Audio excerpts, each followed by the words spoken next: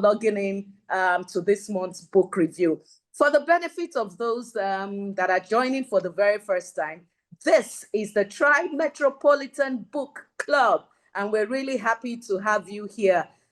We usually hold book reviews every month, and we've done this for the last 3 years. It's been awesome, awesome, awesome. And I can assure you that you're going to have a really fantastic and insightful time this evening with our guest. You may be wondering what this TRI-METROPOLITAN Book Club is all about. Oh, yes, we have book reviews every month, but what is the TRI-METROPOLITAN Book Club? It's a book club where we try to bring back a reading culture to our society. And the book club is an initiative of Trinity House. Trinity House is a church, a non-denominational, free-flow worship center powered with a vision to changing lives, fulfilling destinies, and transforming nations. And our senior pastor at Trinity House is Pastor Itua Igodalu. So once again, we welcome you to this lovely platform. I will tell us a little bit more about the book club later. Usually, like I said, we review various books, health, lifestyle, health books, motivational books, leadership books, workplace books, so many types of books, any book, as a matter of fact. Religious books, okay, I take that back. Not just any book, but very great books. And recently we've been having authors review their own books. So usually we could even have a John Maxwell, but we have a guest that is not John Maxwell reviewing that book for us, and we have some discussions. But for the last few months, we've been having some authors, just like today. We have Moyosore with us today, reviewing our own book. Last month, we had Dr. May Yusuf Kadiri. She reviewed her own book on deep expression. And so we've had numerous of all those different authors reviewing their own books. So today we have Moyosore Ajao Dada with us, and from the discussions on the WhatsApp platform, I'm sure you will have a very nice time this evening.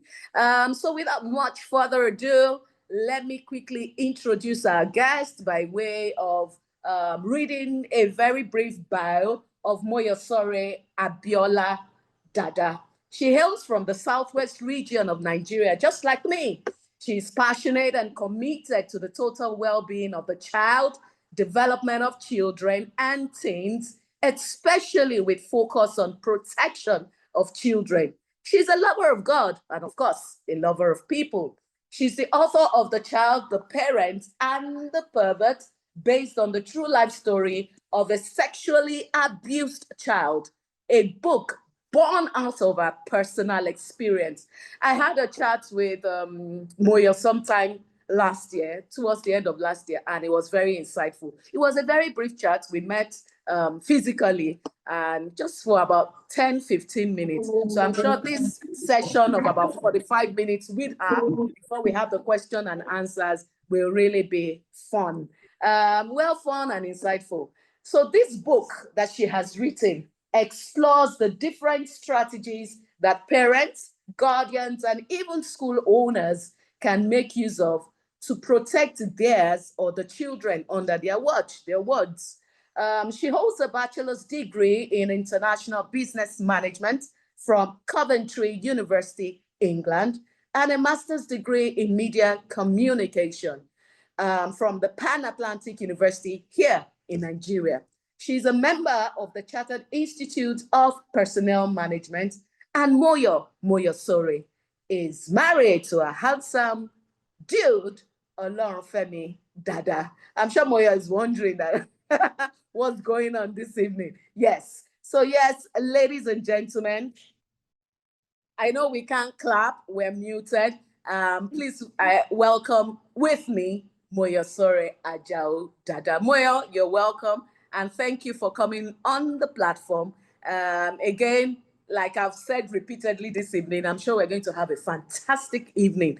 A lot of people have questions. You are on the platform, you've seen some of the things that we've posted there, and I'm sure you're going to do justice to it. I'm using my phone, like I said. I will try. I've gotten my laptop so that I can try and help you upload the slides. Have you tried again? Are you able to? I think you're now co-host. You've tried. Yes, he made me a co-host and I tried, but I don't know why he's not letting me share, telling me to log in onto Zoom. Oh, right. Okay, not to worry. You can speak through it. And what I'll do is while you're speaking, I'll forward the slides to the platform Thank you. for the benefit of everyone. So to the WhatsApp group. So it doesn't matter. We'll speak through it. You have your slides. We will follow. I'll send it on the WhatsApp group. I'm trying to power on my laptop. If I can still share, I will. But otherwise, I think we're good. So Moyo, hang on a second. I think you can go ahead now. Yes, please go ahead, Moyo. Thank you. Thank you very much. Thank you so much, Minister Tomi. Thank you for having me. It's such an honor. It's a privilege, and I'm not taking it for granted. Thank you. Thank you. I want to thank our Pastor Itoa Igodalu, for listening to me, giving me audience, and giving me the privilege to be here this evening, talking to all these wonderful people. Thank you so much. And for every single one of us that created time to log in and to join this book review this evening, thank you, thank you, thank you for creating the time. I hope that it's going to be a productive time. Of course, it will, and that we all take something useful home. Can we hear me? Someone said no volume. Hello, can you hear me? No, we can hear you. We can hear you. Go ahead. Hello? Very well. Moyo, you're very audible. We can hear you. Thank you. Oh, okay. Because someone said no volume. So thank you so much. And if you have any question while we are talking, you can just drop it on the platform. And then it's always an interactive section. Whenever we have meetings like this, it's always an interactive section, because you'll be surprised that a lot of people have things to say, whether they've experienced it or not. So if you have something to say, I'm sure, Minister Tomi, how many minutes do I have to speak? You have about 45 minutes, and thereafter we will take questions, comments, and some, engagement, some discussion. So you have 45 minutes, but if you take 15... Okay, thank you. So please, when it's like 10 minutes to go, please remind me so I'm able to manage the time properly. No problem. Not a problem. Okay, so Barrister Tomi, actually, I said Barrister Tomi. Minister Tomi said everything, almost everything about me. So we'll just be jumping that part. She has already introduced me. I'm Moyo Sore Ajao. When I wrote the book, I was Ajao. Now I am Mrs. Dada. So she has said a lot about me and why about this book. Why did I write this book? This book is born out of personal experience, of child abuse. And for the purpose of this meeting, I may be abbreviating it as we go on, using the word CSA. It means child sexual abuse. And for sexual abuse, we could just use the word SA, just be abbreviating it like that. So the book is born out of personal experience. It was like a burden I carried in me for years. It keep, just flashing. I keep having these memories, unforgiveness, and I keep asking myself this question: why did I have to go through this? What happened to me? I keep hating, the people that did it to me and everything. So one of those days I was talking to one of my pastor's wives, and she said, I think it's time you talk about this thing. In the place of talking about it, not just talking, but share your experience, give others heads up on, how to go the extra length protecting their children. Then you would have been channeling your experience very well and knowing that you are not wasting your pain. And that's why we are here today talking about this sensitive part of me. That's why I came out with your story and with your experience, because I don't want to waste the pain. So about the book, The Child, the Parent, and the Pervert is based on the true life story of a sexually abused child, like I said, which is me. I have to apologize for my slide not being up here. I don't know what happened, but hopefully Barrister Tomi will drop it on the platform and we could have access to it. So like I said, it is born out of personal experience. And I talk about the ordeal I went through in the hands of not just one pervert, but at different people at different stage in time. First, I thought it was just one person. Maybe that's just that one person that is not mentally stable. Then I realized that one or two other persons can also be funny. Oh, so it's not a one person syndrome. So the book is written with key focus on what she believes. So I put my personal experience into the book, and I have to put this out here.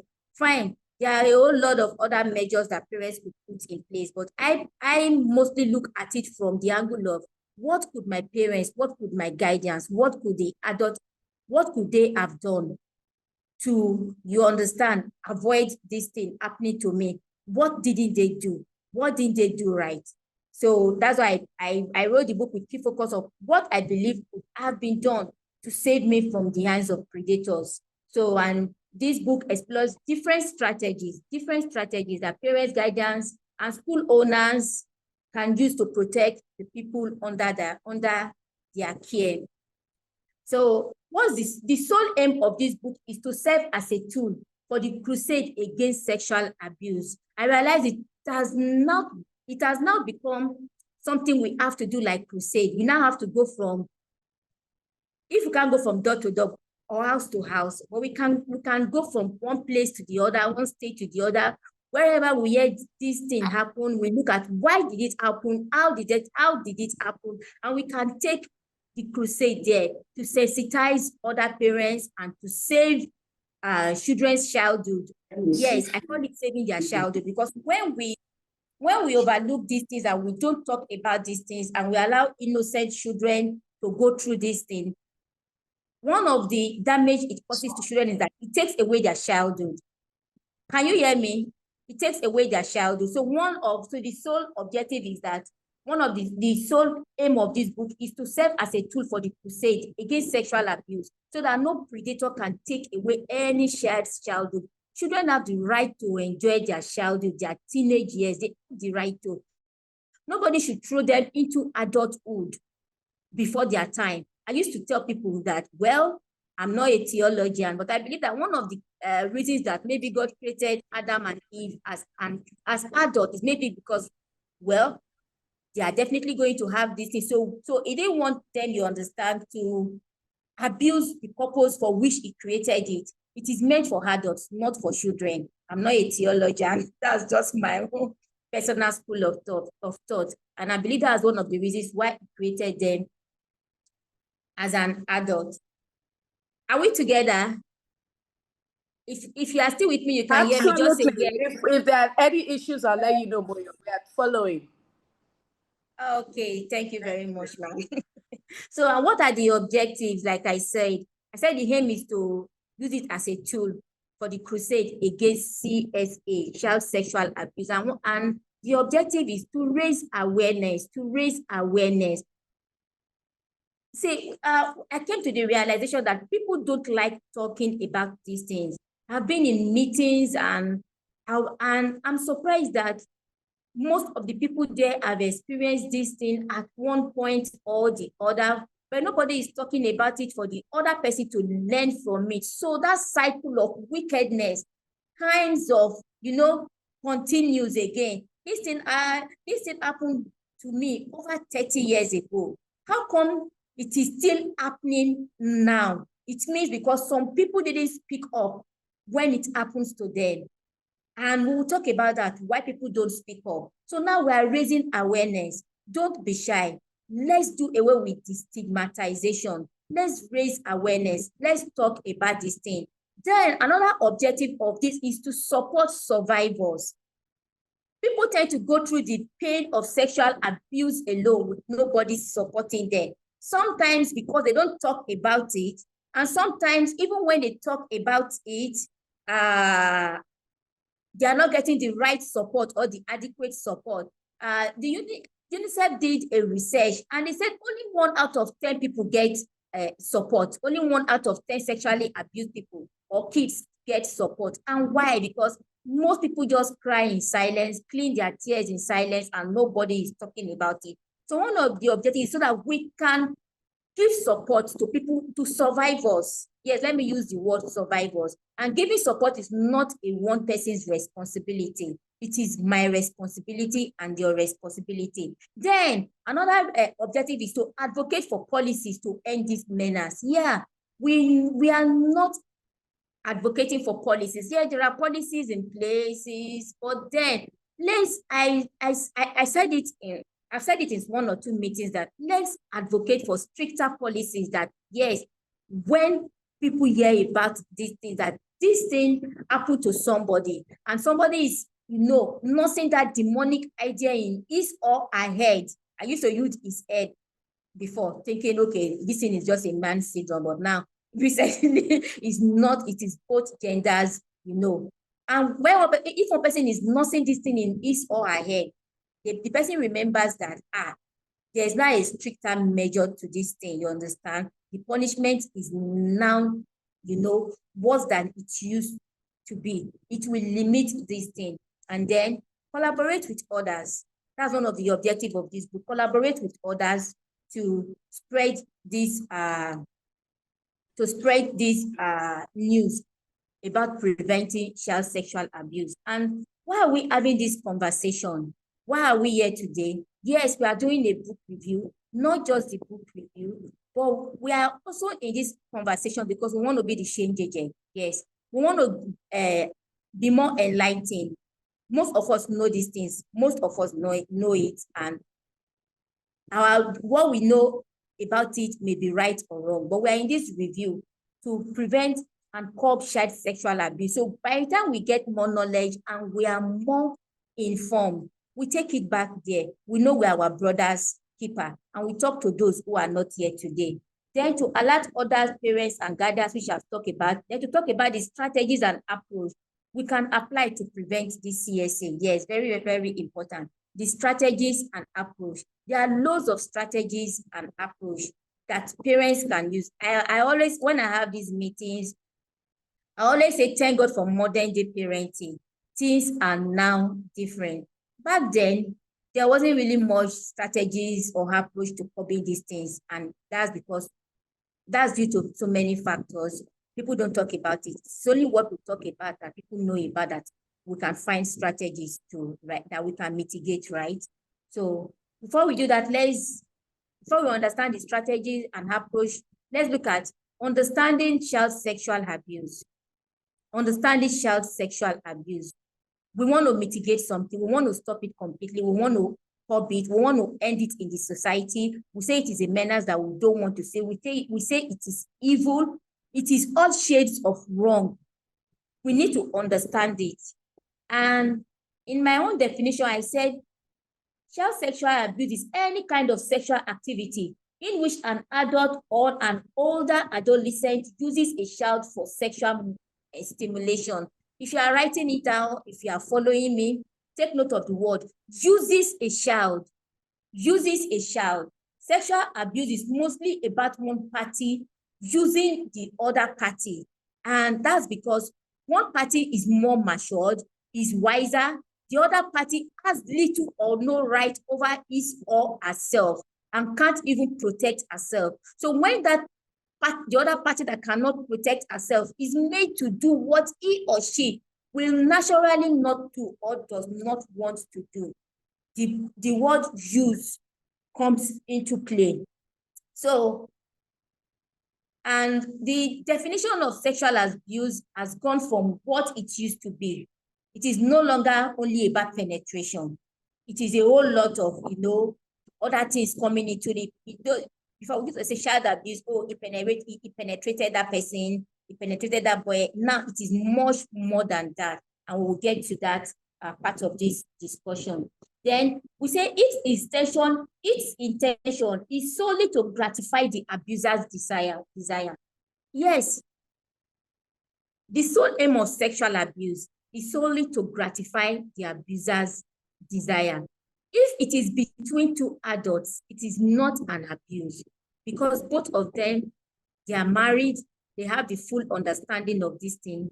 They are coming into it with the sole aim of them having fun, enjoying themselves, for different reasons. Like I said, I use the word they are married. Maybe they want, to have more children to sustain their relationship. But if it is aimed at gratifying one person's desire, then it is sexual abuse, because rape comes into it. That person is forcefully taking advantage of the other person. Command comes into it. Somebody is not in his or her right senses. So just one person is gratifying his or her own desire. Just today, I read something. It happened in Canada. A 40-year-old man that was working in an old people's home raped a 94-year-old woman. Raped a 94-year-old woman. Now, I'm never talking about the child again. Now, I'm talking about an old woman. That 40-year-old man did it to gratify his own desire. And that's a sexual abuse, whether it is a child or an adult. But when one person is just gratifying their desire, then sexual abuse includes masturbation, non-penetration sex, oral sex, foreplay, and sexual intercourse between a willing and an unwilling party. Willing and an unwilling party. One party is willing, wants to gratify his or her desire. The other party is not willing. And the other party that is not willing is made to masturbate his or herself. We'll get to that part of this discussion, because I've said it's not only about penetration. It's forced to have an intercourse, and then, sometimes even forced to do things he or she is not ready to do. So let's move on. So that's understanding what child sexual abuse is. That's CSA. It's all about gratifying one person's desire with an unwilling partner. A child is an unwilling partner. Even if the child is telling you yes or no, he's not yet an adult. So we're looking at, to stop the pervert, we need to understand their approach. I use the word the child, the parent, and the pervert. Some people will use the word pedophile. But whoever is taking advantage of one person, mostly a child, is actually a pervert or a pedophile. And so let's look at it. Who is a pedophile? Who is a pervert? And I tell people, they don't wear masks. They are not even that madmen on the street. They are not even that person that is looking like a criminal, looking like this tough guy. His face is hard. He's looking like, a wrestler, or he's looking like a criminal, looking like a thief, or he's wearing a very dark mask or something. He's looking scary, looking fearful. No. I tell people, who is a pervert? Is that irresponsible adult out there? That's my personal definition of pervert, and that's what I use in this. I'm using for this book review.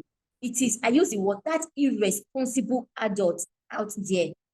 A pervert is that irresponsible adult that looks at that 2-3 years old child and takes advantage of him or her. Just this last year, we read of a father in the East. It was on social media, on Instablog, and I'm sure most of you saw it. A father took advantage of his 3 years old daughter that cannot talk, and the mother came out. That's a pervert. And why did he do that? Because he is irresponsible. I like using the word, is also that they are possessed. They are possessed. But because we are not just looking at the spiritual aspect of this thing, we are not just talking to church members, or we want to look at it generically, you understand? So we won't use, but I normally tell people, a pervert is that irresponsible man or woman, that irresponsible adult out there. Then I said, from experience, I have learned that perverts are not always strangers. And yes, there are researches online from the United Nations, UNICEF, even there's a research that I think Punch or one of those newspapers carried out, and they said, everywhere I read it, they are not always strangers. They are always that family members, and they are always that kind, loving, and caring auntie and uncles out there. That loving friend, that family friend. They are not always strangers. That security man, that house help, that matured house help. Sorry to say, that home teacher, please forgive me, that school teacher, yes, the irresponsible ones I'm among them. So please, let's take note of that. So they are not always strangers. We've seen perverts in different shades and different forms. Forgive me. We've seen some so-called men of God with titles turn out to be perverts. We've seen the imams, the ones that wrap their heads, turn out to be perverts. Forgive me to say this. Those ones that take advantage of little girls out there. It's still very common in Nigeria. They call it child marriage, and they tell you they have the right to do that. They are perverts. So is that they are not always strangers. They are not always strangers. And some of them are even looking for ways to legalize it by saying it is their bride. Marrying a 9-year-old girl, a 13-year-old girl. A few years ago, we had one in Nigeria, a senator, and one of our popular actresses took him on and said, you can't, and it was a national debate. What happened? Nothing. So let's continue. Let's look at some facts about this thing. I put some facts there, but I had to remove some again. Statistics have shown that most victims of child sexual abuse are female, though the male is also affected. Yes, that's one fact about CSA, child sexual abuse. Most of them are females, but now and then it became alarming. I think, on TBC News last week, I posted it, and a man was arrested from the eastern part of Nigeria. He took advantage of 4 boys. He has an hotel, took them to his house, and he penetrated them. So before, it used to be the girl. This man did it, that man did it, but now, it is now the boys are even involved. And while we were yet to get over that same last week, a 9-year-old boy was hospitalized in Delta State, Warri. The name of the chief is out there. His picture is out there. The picture of the boy is out there on social media in hospital with drips in his body. 9 years old, a matured man, a chief of over 50 years, damaged him. He's still in the hospital, and I'm praying they get justice. This is just last week here. The date is on social media, is not hidden. Google it, a chief in Delta State. His picture is there with all his regalia and everything. And the picture of the boy is also out there. The boy deceived the boy to his house. We will get to that part. Their approaches, what they do to deceive innocent children. So it's so important that we can't push this conversation to the background again. We need to start talking about it. And some of us, the injured ones, need to come out, talk about what we went through, and most importantly, the healing process, and then the strategies to protect our loved ones. We can't control what some terrible people out there do, but we can control what we do, through of us, to make sure that this thing doesn't happen to us. So that's some of the facts about it. So UNICEF has it that about 1 in 4 girls and 1 in 10 boys have experienced child sexual abuse. You'll be surprised. And I've had conversations when parents got back home, had one-on-one with everybody.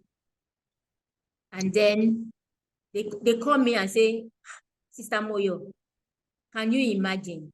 I didn't even know this. I didn't even know that. So it happens, and sometimes we don't ever talk about it. And I couldn't use the statistics in Nigeria for how many people it has happened to. We didn't have a clear statistics. And the reason is because most cases are unreported. Yes. I've met people. We've had cases where we even pushed, we reported it to the police and everything, and then The parents came back and said, we are not interested in court case. We want this thing out of the police station. The 3 years old girl that it happened to last year, 1 or 2 advocates were out there, were online. After some time, they took it off social media because, you know, a lot has gone on. So most of the cases are unreported. And if it is not reported, it's not documented, you understand? Then we don't have a clear statistics. And then only 5 in 100 abused children receive support. Yes, we've talked about it. Only 5, only few receive support. And I said the reason is because most people don't talk about it. And even when they talk about it, thank God now we are putting mechanism in place to make sure that people get support. You understand? Thank God for the Lagos State government, DSVA, they are doing a lot. They are doing a lot. They are going after these people and they are getting support for these children and for the parents. Thank God for people like Tonya Bruce, but not broken. Those people are out there. They are giving support. Some of us, our responsibility is to sensitize people, talk to people to prevent this thing. Why some people's own is to give support. And why some other people, their responsibility is to go after offenders and make sure they are brought to book. So according to the Office of Juvenile Office, research shows that 77% of child predators are known by the victim, while the remaining are strangers. So we've talked about that the perverts are not strangers, that they are mostly the relatives. Yes, we'll talk about that again. I've seen people that it is their relatives. Mine was the neighbor, our neighbor. And then I was barely 5 years old. I was barely 5 years old when I started noticing that something is not right. So probably it has even been happening before then. I was barely 5 years old when this guy started taking advantage of me. So, and it was our neighbor. I grew up in a face me, I face you. You know, my father was a policeman. So I'm sure most of you, when you get the book or you've gotten the book, so it was like it was a police barrack, and you know, so it's face me, I face you. So people call it face me, I slap you, where we all use one general bedroom and toilet, and then we all have this open space in the compound where children comes out to play. He is an adult as at 10. Do you understand? But he was a neighbor, someone that will see my parents, someone that my parents will trust. You understand? And we just casually come to the house and they think he's playing with me and they don't know he was doing something dangerous. And I was under threat. If you tell your parents, you will die. And as small as I was, I know that death was not a good thing. So I'll talk about that as we move on. I didn't tell anybody. I kept it in me. And that's because children are secret keepers. That's one thing I discovered. And as we move on in this book review, we'll talk about that. But let's quickly look at types of sexual abuse. We have the contact abuse, we have the non-contact abuse, and we have the online abuse. Let me quickly talk about the contact abuse. Contact abuse was what I had. Somebody calling me into their own side of the house, touching me inappropriately, touching me in ways I don't like, touching my private region. Do you understand? Trying to force himself in between my legs. That's a contact abuse. And that's one of the extremes. Well, they're all extremes, you understand?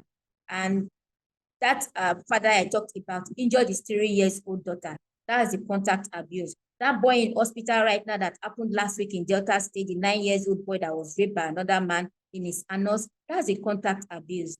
He's in the hospital, and that's one of the damages it can do to him. And it involves touching, fondling, manipulating, penetration or non-penetration, oral sex, foreplay, and intercourse. That's a contact.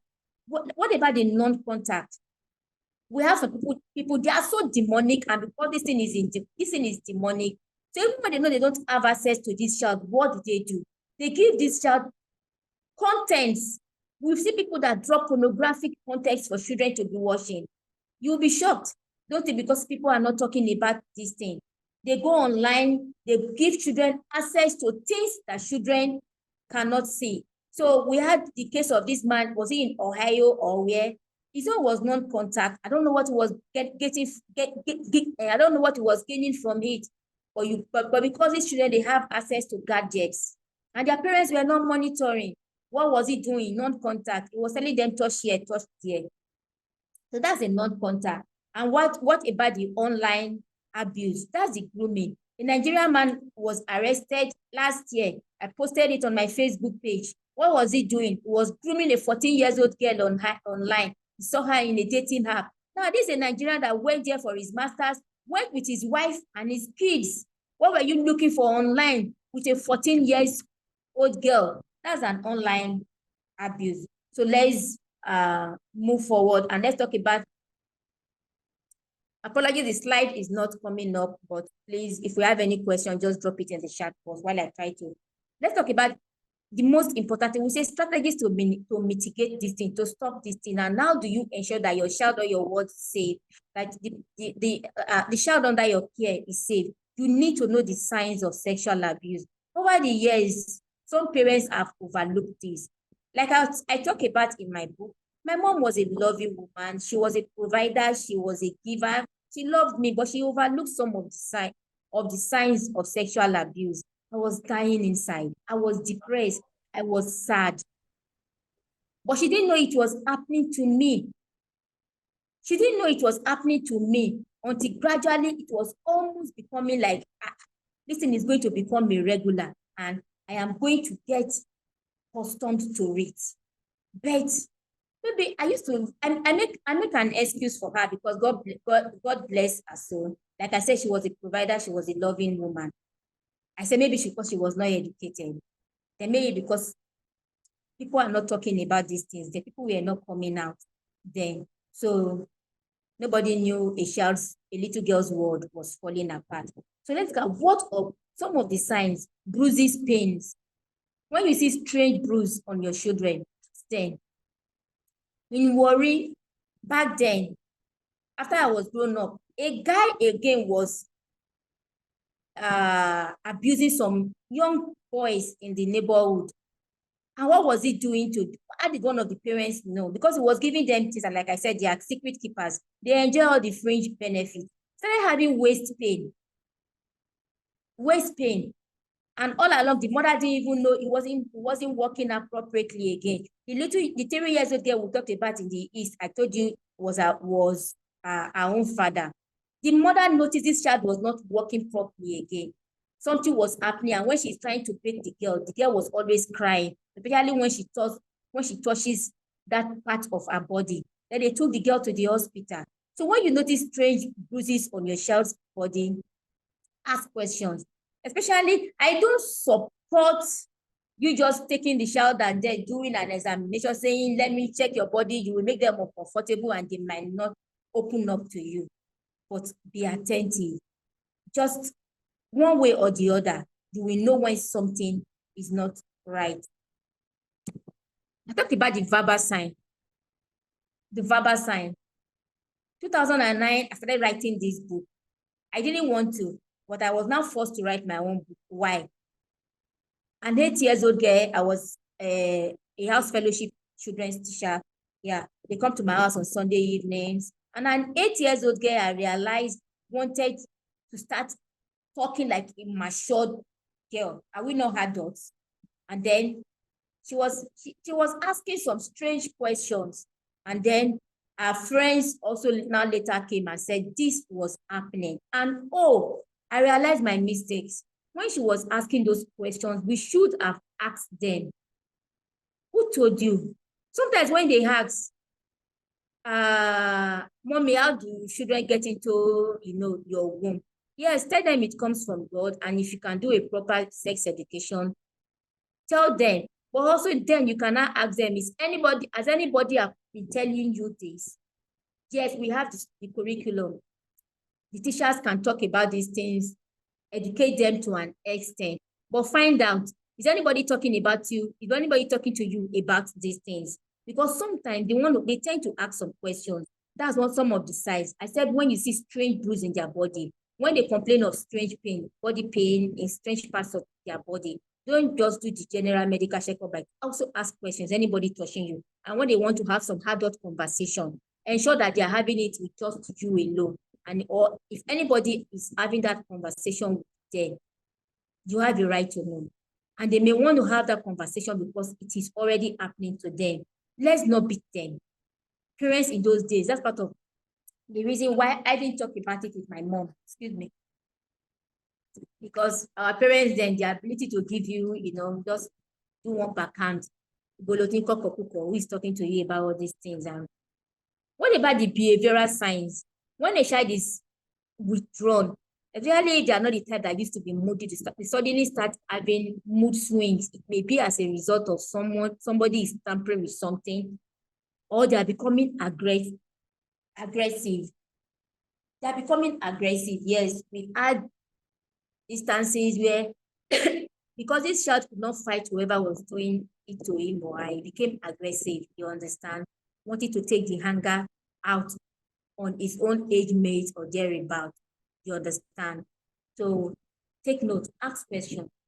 When you notice anxiety with them, you don't want to be around some certain adults, you understand, mood swing. And then children too can be depressed. Yes, I was depressed. My own kind of depression as a child was that I was scared, I was afraid, I was sad. At a point, I just want to be inside the house. So when you notice their withdrawal, they are getting depressed, ask questions. Then I talked about anxiety and fear. I talked about other signs of sexual abuse. Let me quickly read this. Unexplained gifts or money from an adult. Yes, one of the ways that all those perverts cover up their crimes or their traces is by giving gifts. Yes, they give gifts. So if it is becoming too much too, just take note. Make sure you are saying thank you. Make sure you are having this conversation with your child. You understand. If it's becoming too much, you make sure it is coming from a genuine heart. Then when they are wanting to spend more time with an adult, always trying to sneak out. Sometimes when they have these gifts, especially if they are some certain age, forgive me to say this, some of them start enjoying it. They want to sneak out to go and meet that adult, sneak out of the house. Maybe the person is even around, sneaking into this person's room. It may even be the security man, I tell you. See, there are stories out there online. It may be even the driver. We've seen drivers. Driver. So those are the other signs. When you notice all these things, you understand, ask questions and be on the alert. Sometimes they may give this gift out of a genuine heart. Yes, but sometimes somebody is trying to cover up some certain things. Let's talk about the effects. The effects. Earlier on, I wrote about distrust. One of the side effects of sexual abuse is distrust. Because if it is not properly managed, if the child is not counseled, nobody advises this child, nobody is talking to this child, most time they also grow up to become damaged children. May our children not be damaged in Jesus' name. Aaron Kelly came out because he was sexually abused. Read about his story very well. He became a damaged child that So if not properly managed, a child who was sexually abused could become emotionally or physically damaged. Some become timid and lose confidence in themselves. Distrust. When they grow up, they now realize, why did this person do this to me?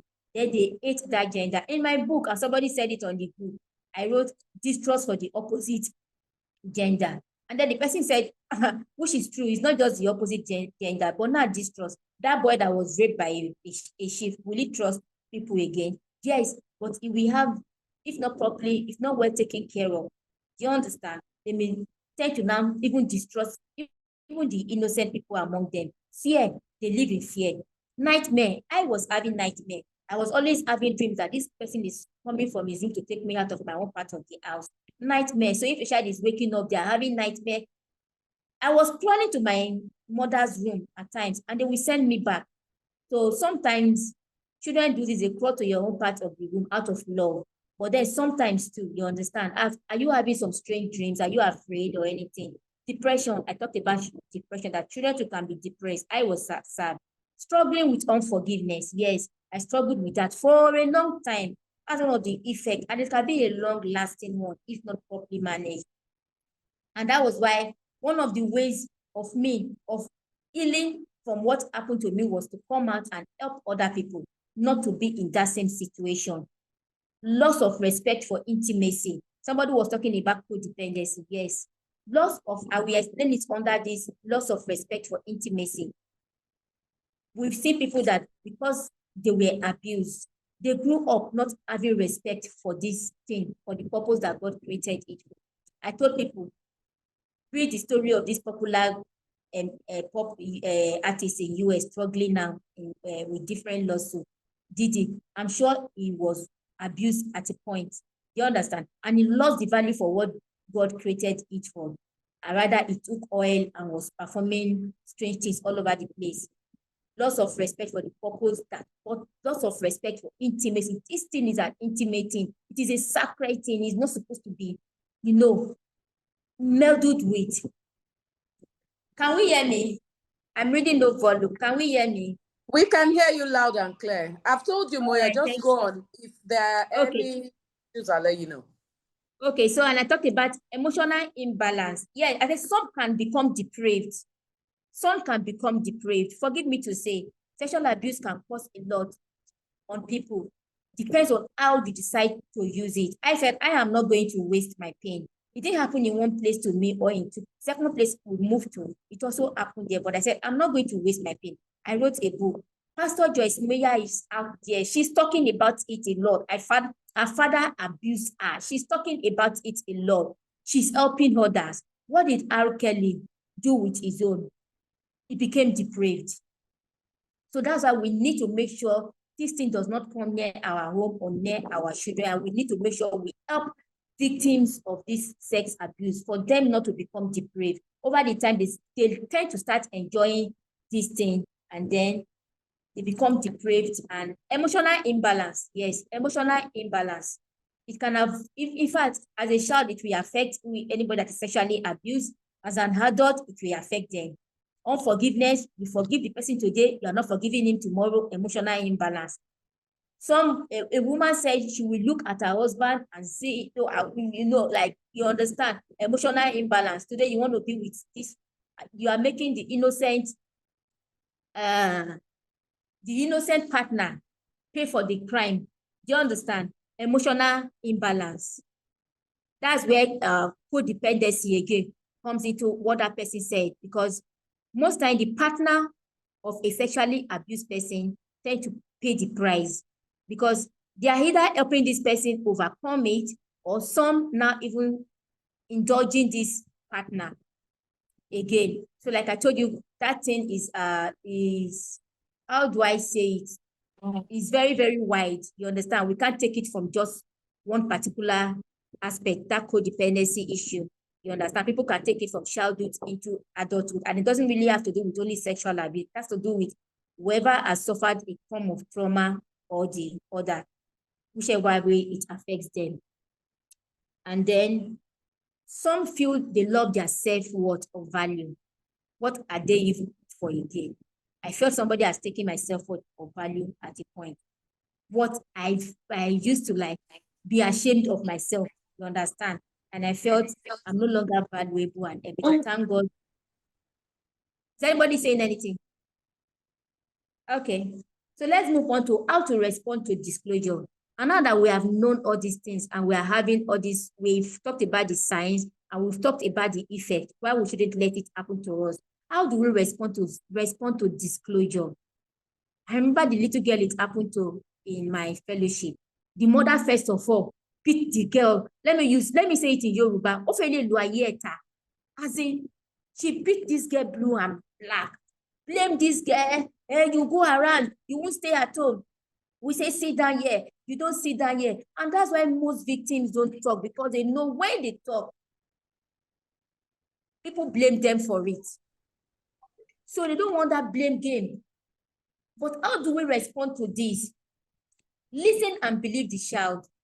When you've been able to get that, you understand, that confession from the child, listen and believe the child. Stay calm and reassuring. Don't blame the child.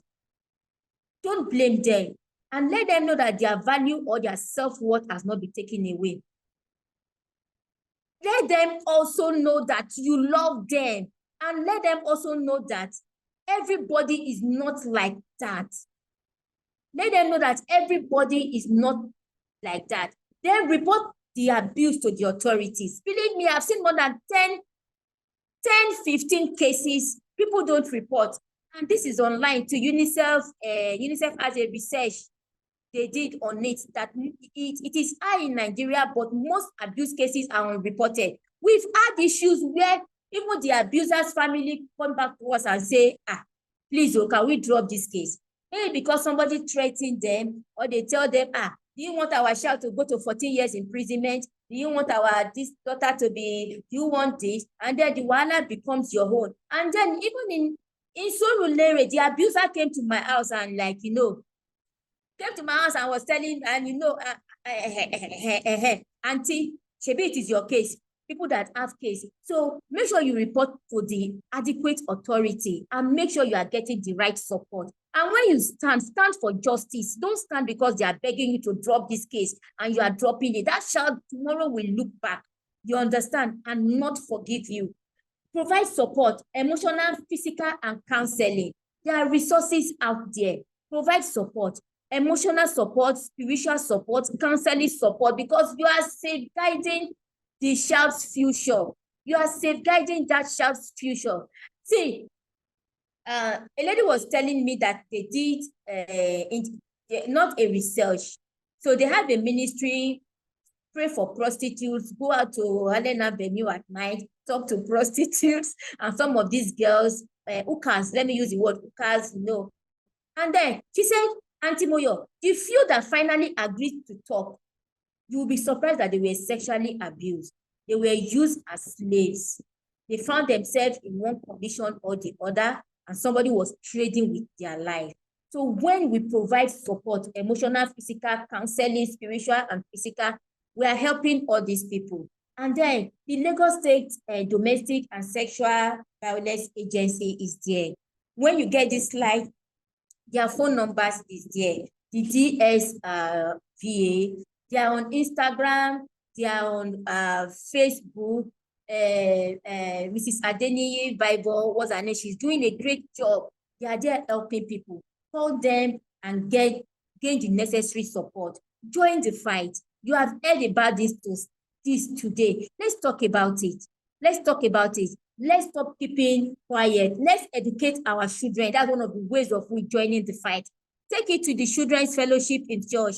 Talk to the children's teacher. Find a way. Have a one-on-one with them. This slide is for an adult, but we also have the ones that we talk to children, you understand. We just have this conversation. A secondary school girl was telling me, our head boy in Lagos, our head boy with one of my classmates. If I tell you the name of the secondary school, I won't mention the name here, you will be surprised. But this is a private secondary school where they have Oyibos, white people as their lecturer, well-gated, and this was happening. Educate the children, teach them healthy boundaries. Healthy boundaries. No, I say healthy boundaries. Nobody should carry my well, in this conversation, we need to be careful. A popular TV presenter, she's even a managing director in a very popular TV station in Lagos, was made to tender an apology to her husband because this conversation was going on her program. I don't want to mention the name of the program, but she's a managing director. She's a degree holder, a doctorate degree holder and everything. And she said, I can't allow my child to beat my husband. And people came for her. But healthy boundaries. Yes, the husband is innocent. But we need to, because some people are not, and then they misunderstood her. So we're always careful when we are having this conversation. So teach your children healthy boundaries. Nobody should carry them on their lap. Nobody should follow them to the bedroom. Let them know their body part. Now, sex abuse has gone beyond penetration. The devil is a madman. I always say it. Now it has even touching the ears, in sensitive part of their body, touching their shoulder, trying to stimulate, feelings that they ought not to enjoy now. Teach them healthy boundaries. Nobody should do that. Create a safe and support environment for your children. Create a safe and support. We've seen drivers. How did it happen? We've seen drivers. How did it happen? Whose fault is it? Driver. Let me speak it in Yoruba. Olaya Akeboje.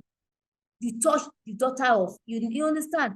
And we've seen even a matured houseboy impregnate the daughter of, you understand? Teach them healthy boundary. Then supervise caregivers, develop effective communication with your child. I've heard parents say, see, my child is not my friend. Yes, I don't argue it again. I used to say, be their friend. I don't argue it. But whether your child is your friend or not, make sure you are make sure they can communicate with you. Make sure they can walk up to you and tell you anything. I thank God for modern day parenting. Well, they are trying in those days. My parents had 6, so now maybe they're having 2, 3, and 1. So they're having, close rapport. My parents had 6. My mom is an hairdresser. My father a policeman. When do they have time to come back and have a one play to make you feel that secure? But find a way to have healthy relationship with your child. Then encourage them to speak up and let them know that you love them. Let them know that you love them more than that pervert out there. I once told a small girl, wow, you look good. She said, my daddy already told me. Some of us, when was the last time we bought chocolate for our children? Then one irresponsible man is out there. We buy them these sneakers, or what's the name of this chocolate that had, or buy them also. When was the last time that you bought vigil drink? Let them know that you love them, that you can provide for them. And let them know that whatever that person out there is giving you, that is making you keep that secret, I can give you more. That hotel man, for him to be able to lure those 4 boys into his house, the video is out there on social media. TVC themselves posted it. He must have been giving them something. Nothing wrong in telling your child, I love you. I mean, when was the last time you told your child, your son, your daughter, I love you? I mean, not be able to give you everything you want, but let me know what you want. Let them know. Teach them. Then be vigilant. Be vigilant. I'm not saying deprive them of their privacy or anything, but yes, trust and don't trust too. Like I said, who is in your house? Who is in your corner? How well do you know them? I've talked about different. Be vigilant. Be vigilant. I saw a video online. An Indian man carried a small girl on his lap, and she was dancing and doing, and there was conversation around it. Is that healthy? Why is she sitting on his lap? The way she's even moving, is he not trying to? Who is even that man? Be vigilant when you see strange things, please. As a parent, one of the ways to keep our children safe is by balancing our thought patterns and being objective. Yes, be vigilant. Let's be objective. Let's balance our thought pattern. Why is it that you are an adult, when you come every time you want to go and spend time in my child's room? Why are you people not playing? Why is a lady told me about a cousin? We come to their house. He said, and our father is a military man, our father is a soldier. I had this conversation, and our cousin will come to their house. Our cousin will come to their house and we spend hours in their room, and our father will not care. And that was where he was messing her up. Last year, I was with one of my mommy and daddy's. Mommy is now 80, daddy is about 83. And mommy said, oh, I saw your book. They were my pastors in Warri. And mommy was a principal when she was, mommy was a principal in her days. I remember her. And she said, nobody could try that rubbish around my children. Her daughter was sitting beside me. Her daughter now has 4 kids. Her daughter is my friend. And her daughter said, mommy, I was abused in your house. Both parents sat up. Yes, believe me, I'm telling you. In fact, daddy is Urobo. Daddy said, Ibabu. Okay, there is Isoko. Daddy said, Ibabu. He was surprised. And she said, mommy, she said, Pastor Ima, he will come to their house and they trusted him. Now she has 4 kids. Mommy said, I got your book, Moyo. I like the book. I was a teacher. I was very strict. In my time, my children, once you come back from school, you do your assignment. But the daughter said, mommy, no. Pastor Ima abused me. Daughter said, mommy, no. This other man did this to, I'm telling you. Let me find, that is story for another day, because that whole conversation took another turn entirely. So the virtue of the adult who does not respect boundaries. Some adults love giving gifts. Find out when it's becoming too much. When this handshake is now, you understand. So we ask questions. And then how do we take this message out there?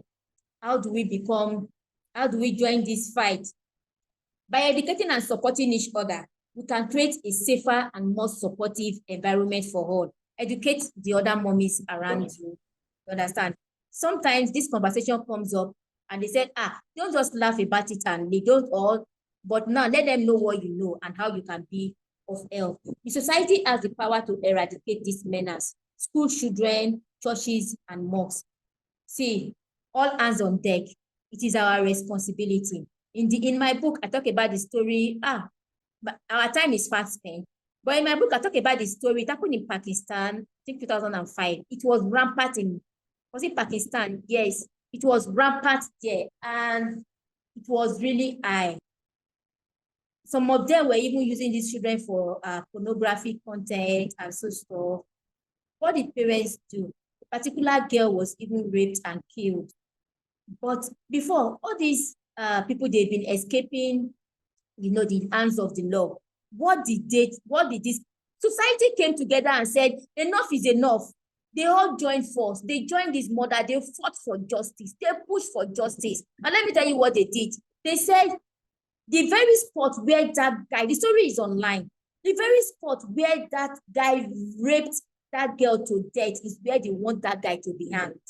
And yes, the government granted them their wish. I'm not telling you what did happen. The story is online. The name of the village in Kasur, Kasur, in Pakistan. They dragged that offender out there and they hanged him there. And they made it a public show. And that minimized this thing for some, well, let me say for some time, because the devil is like a weary lion. He's seeking and looking for whom to devour. He's a madman. This thing is both spiritual and physical. Like I said, it's only the devil that will get into their head and makes them look at a shell that doesn't have all the physical features still complete. And they want to do that. Then raise your voice. If need be, people need to come together to fight for justice. Raise your voice, raise your voice. We've seen issues in Nigeria where even the pastors are coming out to support offenders. Members are coming out to support pastors. We've seen issues. We've seen issues. Raise your voice. Don't defend this person, because it is people's destiny that is being destroyed when they do these things. A lot happen. Some of them grow up to become damaged. Some of them, like I told you, most of the prostitutes on Allen Avenue you see at night, all over, they were abused. And when we do this, we save lives, we save the child's childhood, we break the cycles of abuse. Let's break it, we can. We empower children and family with our voice. Take this message out there. Where you hear of it, whatever you read in my book or whatever you get somewhere, just, copy it out and paste it out online. When you see such stories on Instablog, copy it out and paste it there. You understand how to prevent it. They create a safer and more compassionate society. Thank you very, very much for your time. Our time is fast spent. So I know there are always questions and contributions. So Minister Tomi, Dr. Tomi, thank you so much. Thank you, Moyo. In fact, I've been so relaxed. I was just enjoying it. You said I should prompt you when it's about 45, 50 minutes. I did not even remember to prompt you. I was just like, carry go, as they say. I was having fun. I was even about to go and grab my popcorn. Then I saw that, indeed, you've done like an hour. And it's fine. An hour of insightful, discussions or presentation. So thanks once again, Moyo. As you can imagine, we've had some comments, in the chat room. It's something, it's a topic that is close to a lot of people's hearts, because we have children, both male, both female, in lower school, upper school, in high schools, in colleges, at home and abroad. And these things are prevalent. And the truth of the matter is, it's something that, like you said, we should speak about. There's no need hiding under any cover or trying to be modest. These things are real. Recently, I even heard of a young girl you know, with all these, I don't know, Snapchat or TikTok, I don't know, apart from the regular WhatsApp and maybe Instagram, I don't do all of those other ones. But, you know, the young children, the teenagers are usually on TikTok, Snapchat, YouTube Shorts, and all of those things. And I'm wondering what they all are. And I heard, you know, recently that a child, you know, was on one of all these social media handles, and a man was chatting her up, you know, maybe, and apart from a man who might be, this is like a teenager. So apart from a man who might be in his 30s, some other teenagers, older teenagers in other schools were chatting her up as well. And they were just talking and, you know, sexual things. Imagine a 13-year-old, well, I mean, that should really be reading and studying a lot, is engaging in, you know, all those kind of things, when their books should be what should be at the back of their minds. And like you said, it was happening then, many years ago or decades ago. It's still happening now because we're human beings. And so these things are still prevalent. So honestly, it's a wonderful book. It's a wonderful topic. I've read the book twice, you know, over and over again, pointing out, marking all sorts of things. Because of course I have a lot of questions as well. I have wards, I have nephews, I have nieces, I have children. And, you know, so it's a lot of concern for me also as a mom. But let me not talk too much. I see a few hands up, and I'll be calling us up one after the other. So I'll take 2 questions at a time so that Moyo, or comments, so that we can have some discussions. And if there are questions for Moyo, maybe Moyo will shed more light. Moyo had said that she was going to you know, share a little bit more about her own personal experience. So I'm sure during this session, she may be able to speak a little further. She shared it in her book. I read it. And when I had some discussion with her, like I mentioned to you late last year, she actually shared her experience with me. And I'm sure a lot of people, a young like us at my age, or even right now, younger generation, they've actually been sexually abused. And like Moyo said, it doesn't really have to be penetration. It could just be the driver, like she said. It could be a watchman in the house. It could be a relative that lives in the house with them, you know, so touching inappropriately or doing all of. So it really doesn't have to be penetration. So the fact that a young girl or a young boy has been exposed to that, it actually affects their thought process because it's new to them. But again, like I said, I'm not about to start another review, but, you know, so a lot of things have been on my mind since I've been reading the book and since we've been having these discussions on the platform even before today. So very quickly, I have 4 hands up. There might be more, but I can see 4 at the moment, and I will call on us one after the other. The first person I'd like to call on, I'll call 2 at a time, like I said. So I'll call Dr. Atinuke Uwaje and Minister Ekpenyong Duke. So Dr. Atinuke, you can unmute. Afterwards, Minister Ekpenyong will speak, and then we'll take the others like that. So yes, she has unmuted. Go ahead, ma'am. Good evening, everyone. And thank you so much, Ms. Moyo, for granting us the privilege to hear your story. In fact, Dr. Tomi, I got the book. It's very, you know, just about 48 pages or so. I was able to read it even before this came on. But I'm a pediatrician.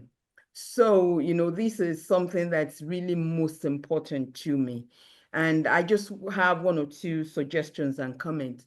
First of all, a number of us, when we find out that, look, there is probably a child who is being molested or abused, we sometimes don't even know what to do, you know, and it breaks my heart, you know, when you see on social media the way the police are interrogating a child, supposedly, you know, they make the victim a victim again, because it's like, look, why were you there? Why did you do that? Blah, blah, blah.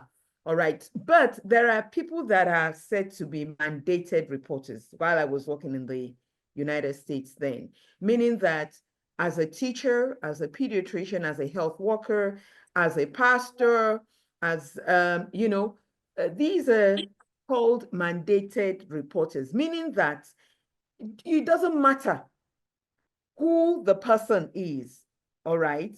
But you have an obligation to say something to the authorities. And I understand people say, look, you go to the police station the way they would do, but there is a foundation in Lagos and Abuja, and it's called Sheshe Yara, okay? They are advocates for children who have been abused in whatever way. It's an NGO, all right? Their number, if it's 0800 800 8001. Everyone should have that number with them, so that even if you are not sure, these are trained people, and they have 24-hour hotline that you can call at any time so that you can report any incidents to. And, that takes away from the parents. Oh, I go to the police. They'll say, come tomorrow, go today, go here, come here. They will take it up. And they have been strong advocates for children. Then I saw in your book that you said we should train our children to know their body parts. Actually, between ages 4 and 5, stop telling your daughter it's pee-pee or wee-wee. Let them know their body parts. From age 4 and 5, they should be able to say, it's my breast.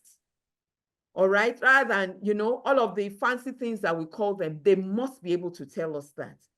And again, please, let your child or your ward know. If anyone touches you in the areas covered by your bikini, your swimming suit, you must let me, your parents, to know.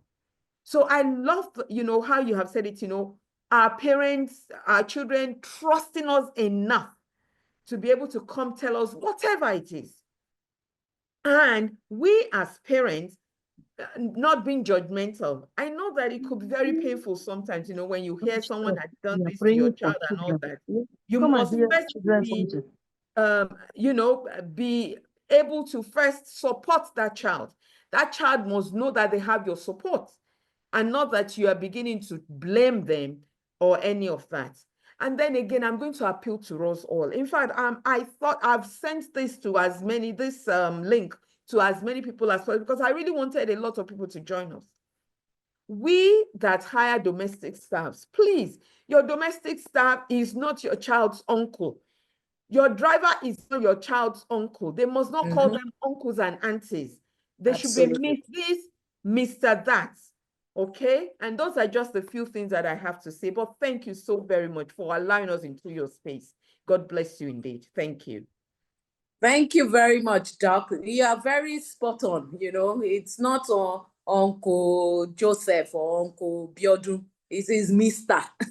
Even, or even Auntie, even for the ladies, not Auntie this or Auntie that, is Miss Precious, Miss Favor, Miss Tommy, Miss whoever, So yeah, so it's very important. That is very germane for me.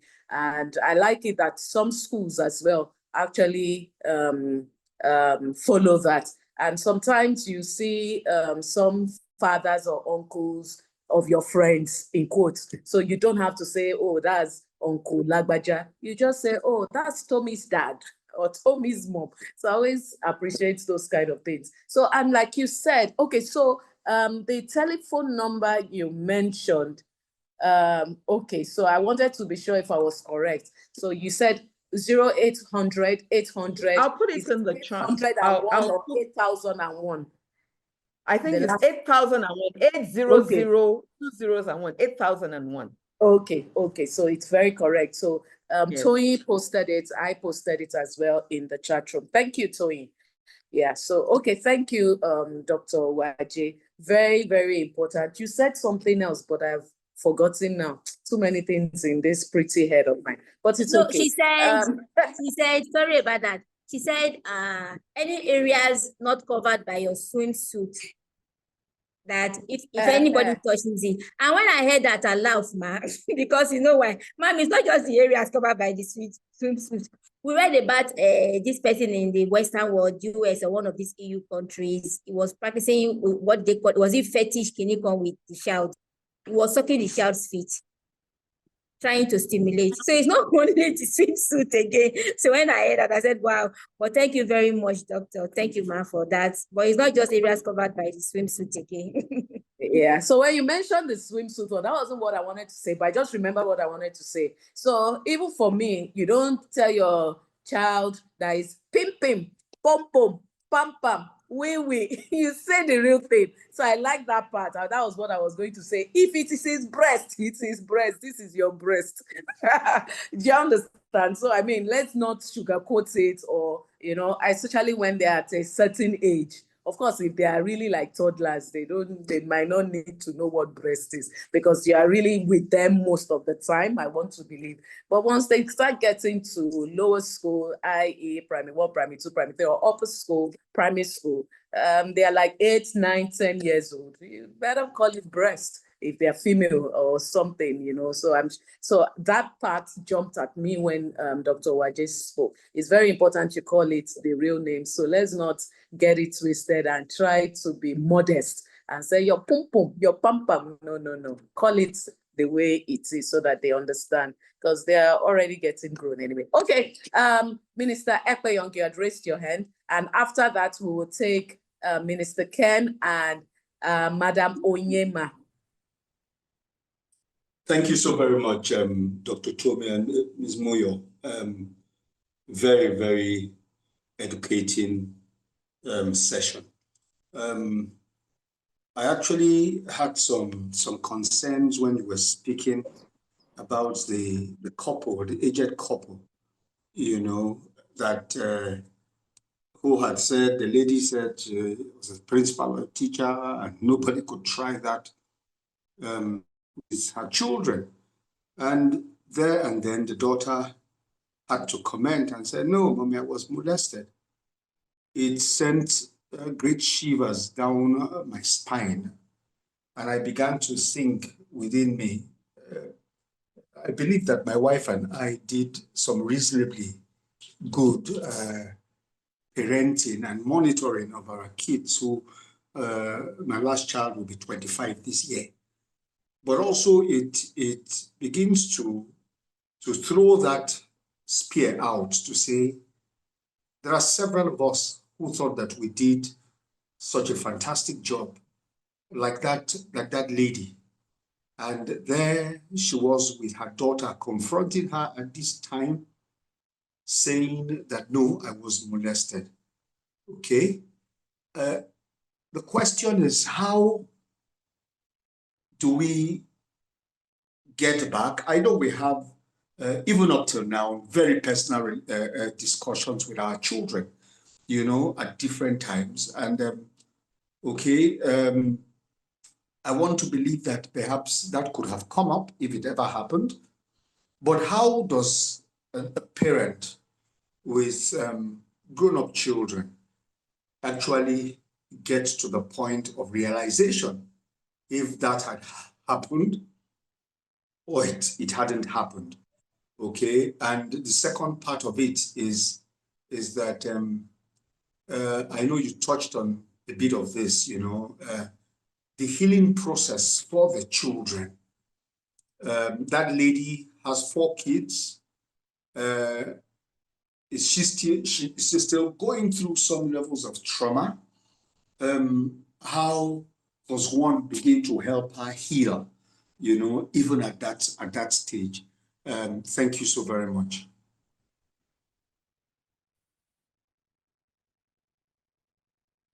Okay. So the first question, sir, is, if I get this clearly, you said, how do we, please, how do we talk to, can I get it clearly?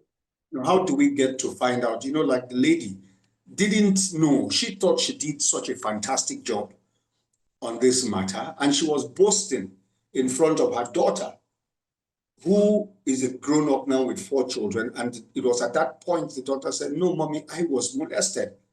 Okay, so for those who have grown-up children, how do you even get to know, to find out if at any point in time in their growing up stage, even though the parent must have thought that they did such a fantastic job? How do you get to know if any of your children had gone through that, any form of molestation, you know? Okay, thank you for that question. So again, let me say it. So grandma, mommy was a pastor there in our church growing up in Warri. She was also a principal in a very popular school too in Warri. And they are 7 in their house, like I said. In my home, we were 6. So I think one of the factors that also affected that was parenting back then, they were used to using cane and whip. Do you understand? It was more of that cane and whip. But over the years, I see that now, thank God, the parents are becoming more enlightened. And so that thing affected friendship. It affected relationship with your children. You can't be hard on me, be using cane and whip on me every time any little thing happen, you are insulting me. Maybe that is, you know, the kind of parenting they know. And you expect me to open up to you. So that takes us back to effective communication. My own mom, if I might use the word, I grew up to understand that bara, you know, when you get it at the back of your neck, because we are 6 and she will tell you, and I can't remember if we actually like I told you, she was a provider, she was a giver. They tried their best to make sure that I go to the kind of the school that they could afford. We had good food. I could wear what I want that they could afford. So as far as they were concerned, that was it. But we didn't have relationship. We didn't have that rapport. You want to find out about your child. Are you that close to your 18 years old son? Can he even tell you, Daddy, I have a girlfriend now? Or is he scared? Can he come to you and say, Daddy, I need advise me. I am 19, but I have this girl that I like. Can your 22 years old son or 21 years old son in the university come and have, you know, come home during break and say, Daddy, see, I have two classmates. One is this, one is that, and you know, I'm considering this. Can you have that kind of conversation? So let's go back. What do I do to make sure I have this kind of conversation with my?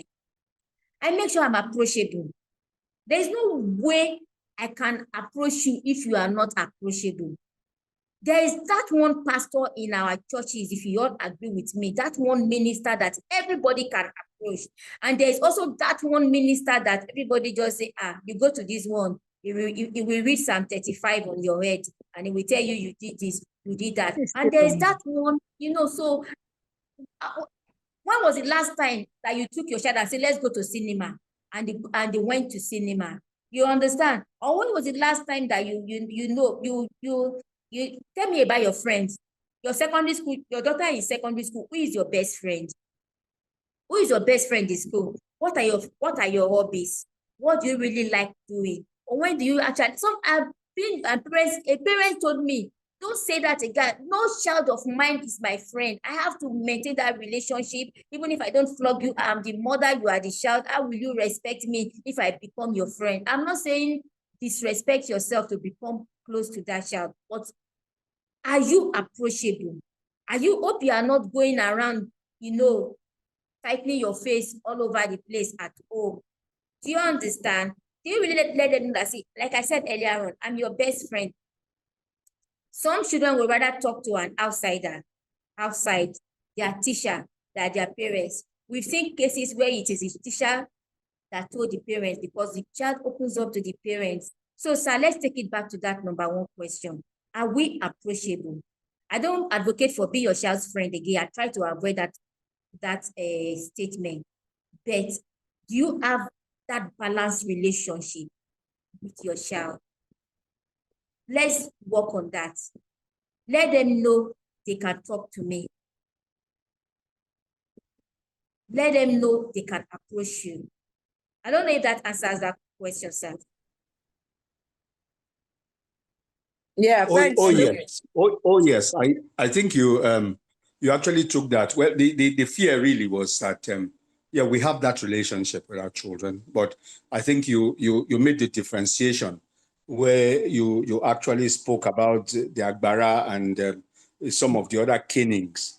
you know, which we have to learn to create the balance, which Yes, by the grace of God, we yes, have use done it that. too. If You know. if you need to use it sometimes where we are Africans, use it. But Yoruba we say teba forward to baomo, where forward si famora, right? After you make sure that you are balancing the equation and they know that I'm doing it because I love you. I'm not saying those code, but let them know that you are not judgmental.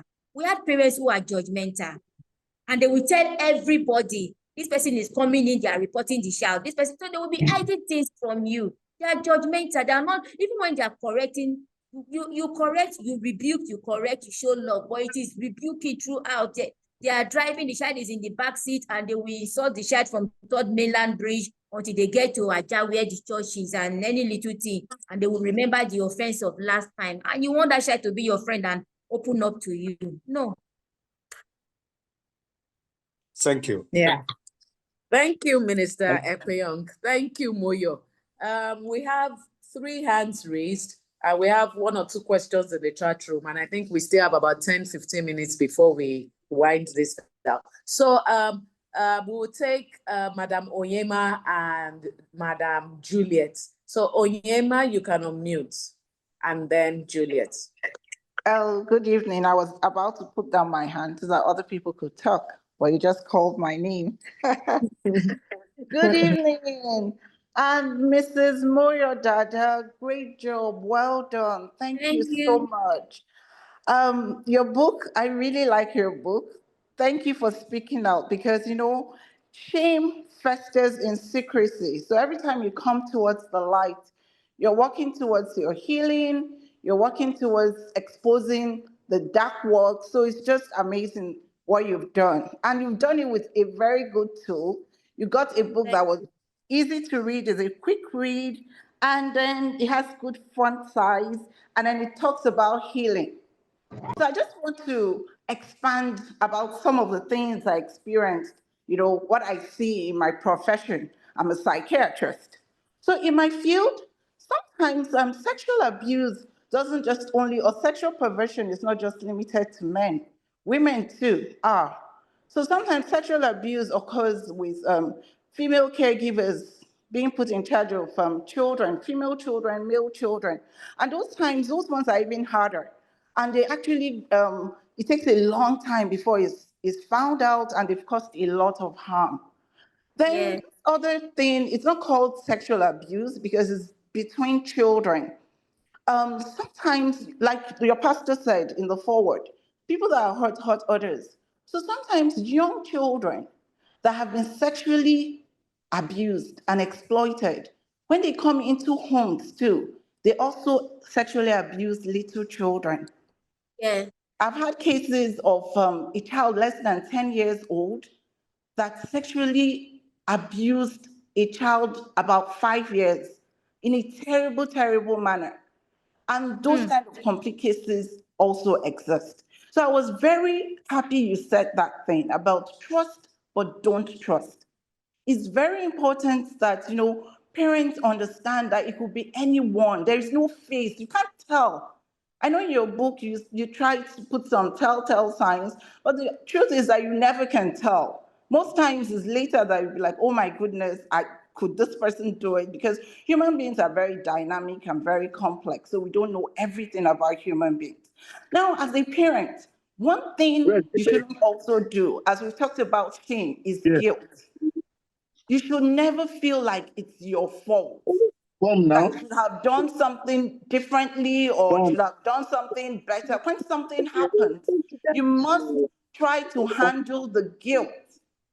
And you don't even, like if your kids are much older, you don't even have to go back into time to start saying, oh, am I sure my child wasn't sexually abused or all that? No need to go through that mental torture of going back in time. And that's because, you know, I know that we put a lot of pressure on parents and say, oh, the child must talk to you. In actual fact, the child, even with the best parents, the best parenting styles, the child might decide not to talk to the parents. And that's why I'm happy you're coming to the church to talk about this. Because the child is not in isolation, the child is in a community. And everybody is meant to be like a comfort or a support system for every child they meet. because the child can open up to anyone, and anyone that the child feels that they're very comfortable with. There's this subset of children that I call non-conforming children. These children are the kind of children that at home, they will be beaten.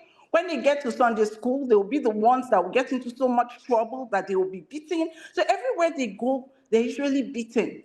But when people that are raising children in schools understand the subset of children, those are the people that can be comfort zones for those children. So that even if they don't talk to their parents, they can come in and they can see somebody and know that, oh, I can talk to this person. So it's very important when we're talking in such groups that we also emphasize parents a little bit and emphasize the other communities that should serve as support to children. And so I just want to really, again, thank you, emphasize shame and guilt, and I also say that anybody that has that is abused, like you said in your book, you got your own healing through the church. You know, you went through people that were professional counselors. Also in mental health, in psychiatry, in Yaba psychiatry, for instance, we don't just only deal with people that have full-blown psychosis. We also have a vibrant psychological department with very well-trained psychologists that will be able to sit down and walk people through the healing processes, especially those people that have been, because of this, ended up with post-traumatic stress disorder. And in some of them, they don't even remember. They just build a wall and forget totally about it. And so maybe when they're listening to someone like you talk or they stumble across your book, they just have that flashback and they start dealing with all those things. So there's so many forms of ways that counseling can take place. It doesn't have to be a formal, structured way like in Yaba, but if you have a church that has good counselors, trained counselors that understand the steps to it, that's another platform. Some people can even go through their own healing, through some levels of introspection and some other methods that they can go through, but healing is possible. There's light at the tunnel, and that's what you've shown us today. Thank you. Thank you very much, Oyema. Very, very good comments. And I like the part where you mentioned also about a 5-year-old possibly molested by a 10-year-old. It just therefore means, just like Moyo had said during her presentation, that sometimes when one is exposed to these predators or, I don't know, pedophiles or whatever, they actually are traumatized and they continue the cycle. So imagine a 10-year-old, he or she probably doesn't know what he's doing, but because something similar had been done to him or her, he is now trying it with a 5-year-old. So, you know, the cycle goes on, and yeah, it is well. Juliet, you can unmute and let's hear you. Thank you. Thank you very much, Ma. Thank you, doctors. Thank you, pastors. Thank you, sirs and mas. I appreciate the opportunity. I'm going to start by saying I haven't gotten home, so I'm in a bit noisy place. Please bear with me. I just had to chip in. So first of all, I'm an educator, and sex education is one of the things that I do. I'm a sex educator, and I appreciate everyone that has spoken, but I want to mention a few things. When it comes to sex education for a child, one of the safest and the most effective, I'll take that again, when it comes to educating a child, children, teenagers on sex education, one of the safest and the most effective ways to conduct it is at home by parents. And that is coming from a sex educator. Now, why do I say that? It's because when it comes to giving your children sex education, your children are as safe as you are knowledgeable. So we can practically plot a graph of their safety against your level of information as a parent. Now, why do I say that? It's because even when you hire a sex educator, such as myself, you still need to be educated yourself as a parent. Why? So that you can vet the things they are teaching your children. So whichever way you want us to look at it, it is parent-teacher relationship. So sex education is very effective. One of the ways you can achieve one of the best results is to initiate it at home. And that is why the home remains the primary agent of socialization. So when it comes to socializing a child, which has to do with passing down knowledge, morals, values, information, education from the higher generation or the older generation to the younger generation, the parents play a crucial role. In fact, the family is a child's first contact to the world. We can go on and on. Now, one of the things that we have noted is that when it comes to educating your children generally, not just sexually, there's something that we always like to emphasize to parents. It is a formula. Rules without relationship equals rebellion. Rules without, interestingly, I learned this from business school. Rules without relationship equals rebellion. And this is one of the things that a lot of parents struggle with. Because as parents, you want to guide your children. And let's be honest, one of the ways to guide them is through rules. Why do you guide them through rules? Because they are not yet adults. An adult has a well-developed mind, a well-developed emotion, a well-developed will. They can judge between left and right. Children are not mature enough. So one of the ways you guide them is through rules. But rules have to be tampered with relationship. Otherwise, you are going to have a pushback from your children. And this is one of the things that happens. So by the time parents start to initiate relationship, it is already too late. You know why? Because the child has gone through the developmental stages. In developmental psychology, we say from womb to tomb. You start to develop relationship from your children, from when they are born. We can go on and on to talk about attachment theories, but I don't think I have all the time. So rules without relationship equals rebellion. So if you are going to pass down morals to your children, if you are going to teach them anything, the first thing you want to do is to establish relationship with them. With strong relationship, your children will build confidence in you. And with confidence comes trust. And once confidence has been established, then opening up, transparency becomes easy. There are children who cannot disclose many things to their parents. There are children that will not discuss many things with their parents because, first of all, relationship has not been established. Relationship has not been established, and they find it difficult to relay a lot of information and education to their children. So I always say to parents, you need to be sexually educated yourself as a parent. Even when you hire people to teach your children sex education, even when you enroll your children into trainings, you yourself need to be educated so that you can vet the things they are teaching your children, so that you can also follow up on their progress, and also you can reiterate. Because many of the things that sex educators will teach your children, you yourself need to reiterate them. You yourself need to reiterate them. So if you are not educated yourself, it will be very difficult. It will be very, very difficult to reiterate those things. So when it comes to sex education, the parents have to be the first contact. That's what we usually tell parents. Your children will be educated to the degree to which you are educated as a parent. That's the interesting thing. So you cannot rule out the involvement of parents. And when your children decide to seek sex education outside of your involvement, then that breaches safety. You remember I talked about safety? It breaches safety. And that is why it is important that you are very educated yourself sexually as a parent. And then you initiate conversations early on in your relationship with them. I appreciate something that somebody said, that teach your children to mention the original names. Some parents will not want to say vagina. They will want to say penis. They will want to say breast. But once your children get to certain ages, you need to start teaching them these words. Now, when you ask parents, where are the sensitive body parts in your child's body? Some parents think it's only the vagina and the penis. There are lots and lots of sensitive body parts. When I did this education for them in one of the churches, I brought out a child and I was demonstrating. Do you know that the thigh is also a sensitive part? The nipples is also a sensitive part. In between the thigh is a sensitive part. Some parents may want to argue this, but the back of the head, the back of the ear, all of those parts are very sensitive and they can be triggering. So there are lots of sensitive parts in your child's body. And what we told them is, when anybody touches this body part, what should you do? You tell your parents. Tell your parents. You see why you have to have established a relationship with them. And then another thing that I want to talk about that some parents don't pay all the attention to. You see, I love parents. And I love the level of innocence that a lot of parents exude when they are relating with their children.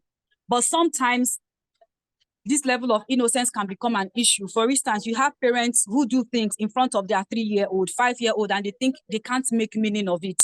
They are too young to interpret such information. You will be shocked. Now, they may be too young to make sense of it, but they may disclose it to somebody who can make sense of it. If you ask Sunday school teachers and school teachers who are not even sex educators, they will tell you funny things. For instance, somebody mentioned on the internet one time that the person came to church, a child went to church and said, I want to thank God for using my dad to save my mom. And they said, and what happened to your mom? He said, apparently they didn't lock the door. So the mother was screaming, oh my God, I'm coming. Oh my God, I'm coming. Oh my God, I'm coming.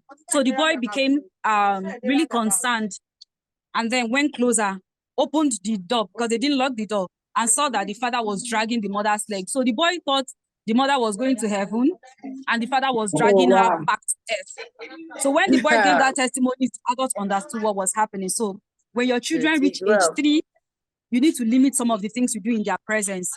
They may not make sense of it, but you are exposing them too much too early on. So I don't want to take too much of our time. There's a lot to say, but I really appreciate this topic. And I'm hoping one day we would also do a book review on maximizing sexual satisfaction in the marriage, something for adults, because believe you me, there's a lot that we can talk about in sexuality. And I appreciate the fact that the church is becoming more open to sexual education, because I can tell you, as someone who operates in the sexual health education field and sex therapy, the church is one of the most understaffed communities when it comes to sexual health education and sex therapy.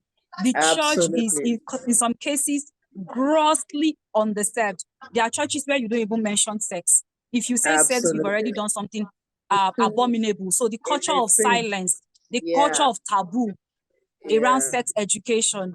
I'm glad that the church is becoming more and more open. We do education in sexuality in churches, in schools, but I really, really love this topic, and I'm hoping we'll have more of this, especially the one even for adults. Thank you very much. Good evening. Definitely, Juliet. Thank you for this wholesome discussion. You know, I would have loved for you to go on. In fact, I was enjoying it. And that something that jumped out for me is the fact that you said sex education should start at home with the parents. And I like that caption, or is it the I'm sentence? sorry, ma, I can't hear you. I don't know if it is me, but I can't hear you, ma. I think it's you that you said rules without relationship is rebellion. So yes, it's very, so I like that. And the other part of that, you know, we should preach sex education to our children as parents, not just them hearing it from outside. So thanks very much, Juliet. I was checking if there are any other hands raised, but I'll just read one more comment from the chat room or question, and we'll wrap up. I salute your courage, Lady Mo. You're putting out such a private story to make life a better living for the sexually abused children, their parents or guardians, and the vulnerable in that regard. So my question, or his question, is for survivors of CSA, child sexual abuse, whose memories are still haunted for over 40 years after the abuse, who are yet seeking healing and justice, what would be your advice? I think you touched on that, but maybe you can just summarize in a minute again, Moyo, so that we can wind down. Yeah, thank you very much, ma. So for that question, okay, can you hear me? I'm not muted. Yes. Okay, so thank you very much, ma. So number one, I have to say, how much does that person desire the healing? It's just like pastor is praying for you to your faith needs to be at work. So I'm looking at it from this angle. You need to want that help. When you want that help, you will seek for that help. You will find it. And you need to keep an open mind, an open heart. One of the ways of me getting my healing is, okay, so this thing is still happening. Then let me not waste my pain. Let me channel my experience into helping others. So this person can talk to people, but not just talk to people that can help you. In churches, like she said, we have people that can help in churches. They are counselors. Do you understand? Talk to, seek help both in church and outside the church. And like you said, she mentioned the, what's the name of that NGO? There are other NGOs out there, Tonya bruised but not broken. They are counseling people. Look for help. Google it. The Lagos state government is helping people. The DSVA, what's her name? Adeniyi, what's her name? Vivo. She's doing a great job there. Do you understand? Look for people that can help and talk about this thing. Not just talk about it, but talk to people that can help you. And then keep an open heart. Desire that help and look within yourself. This thing has happened to me. What do I think can be done to me to make it better? How do I want to help myself in the midst? That's the only if you don't make up your mind that I want to be healed of this thing, then people can just say everything. The person can go for all sorts of therapy, see doctors and everything. If your heart is closed, but you need to be ready to forgive. You need to be ready to let go. You need to accept the fact that it has happened and this is life. I cannot take back the ends of the clock. I cannot rewind it. But I am here today, moving forward. What can I do to make my life better? And I hope that answers that question. Yes, thank you, Moyo. Olutomi raised her hand, but the hand is down. Do you still want to speak before we call it an evening? Okay, thank you, Dr. Tomi. I just wanted to chip in a very insightful session. I've learned quite a bit. I just wanted to mention that for me, it takes a lot of courage when a child comes to you, and it can be in various capacities for whatever reason, to say they're either uncomfortable with a situation or that they've been abused in some way. So I think it behoves us as adults in whatever capacity. I, for instance, am a Sunday school teacher, and we engage, I teach in a teenage class, and we engage children at various levels. And sometimes because of that trust relationship, they will let something slip, and yes, it can also be a child or a niece or whatever.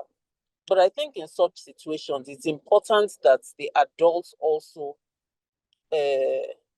is equipped or able to deal with the information. You must be able to, one, give the child some assurance. Sometimes you need to confront another adult about this situation. And of course, it can't be a very comfortable circumstance or conversation, because the other person is likely to automatically, deny that any such thing happened. But, you must do your investigations, and you must, of course, seek wisdom, because I say this because we're also on a Christian platform. You must also seek wisdom and pray about it. How best do you find a solution, to dealing with this situation? There are some that are cut and dried. You speak to them and they would stop the act. But there are some people that are very hardened, sort of predators, and will continue or find a way to punish that child. So we must be discerning, and we must also apply wisdom in determining what kind of action you need to take in that circumstance, while also reassuring the child. Otherwise, if you do not deal properly with a disclosure a child makes to you, you'll find that whether as an adult, a parent, or a teacher, in whatever capacity, that child may lose trust in you and won't be able to come back to you if there is any other issue. So I just wanted to mention that. Thank you. Thank you very much, Madam Olutomi, for that, for your comments. And of course, they are very, very spot on, really. And yeah, it's important, that we listen or find a way around. These teenagers, a lot is really happening out there, and we need to what word is it? Is it mitigate, you know, all these things that are happening. And of course, because of the social media space and all of that. Thank you very much for that contribution. Juliet, are you still on the platform? If you can hear me, I'd like to have your details. Is that possible? Before Yes. It's fine, yes. Okay, so please send your details to the numbers I posted in the chat room. Can you see this chat room? Chat room. I can see the chat room. Okay. You want me to Yes, so copy these numbers and send my details to them? yes, please. Okay. Before we shut down the Zoom platform. So please copy the number and send a WhatsApp message to the numbers. So yeah. Thank you. Thank you. Okay, so it's been wonderful. I was a bit distracted. So yes, I liked Olutomi's submission, and thanks for everybody for their very great contributions this evening. It's been very interactive, you know, so there are times we have book reviews and we listen to the guests, we have comments, we have questions, but this is quite engaging because I know it's a topic close to a lot of us, to our hearts. And if we had more time, I'm sure we can be here till 10 p.m. Or some will even suggest that we should have a repeat, just like some other book reviews we've had. And yes, we had great number of people on the platform today. But again, we thought we would have, like Dr. Waje said, a lot more people, especially the younger ones, like the teenagers and all of those things, so that they could hear us. But of course, as parents, as guardians on the platform, we've learned a lot.